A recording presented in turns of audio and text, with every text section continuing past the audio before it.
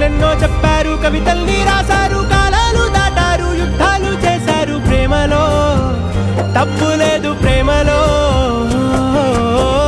వేల వేల వెన్నెలంత మీద వాలి వెలుగునంత మోయమంటే నేను ఎంత రే.